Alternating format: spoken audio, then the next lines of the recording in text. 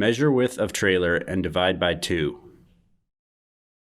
Measure the distance down from highest point of box. At previously recorded height, center mounting plate horizontally, then mark hole locations on mounting plate. Next, drill holes at marked locations. Attach mounting plate to box wall by turning self-threading bolts to cut threads, then turn back out. Secure using bolts. When possible, use flat washers and EZ-LOC hex nuts on backside. Then slide square nuts into top and bottom channel. Attach rear arm with hex bolts, lock washers, and flat washers to square nuts in mounting plate. Center rear arm on mounting plate.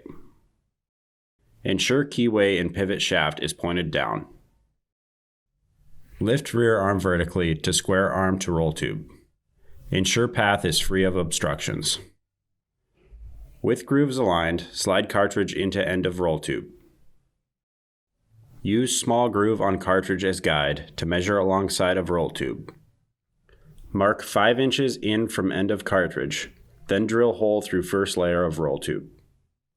Push cartridge into previously selected location of roll tube, using hole as guide to drill through cartridge and second layer of roll tube.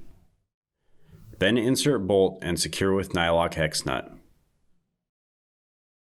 Next, loosen rear arm adjustment bolts.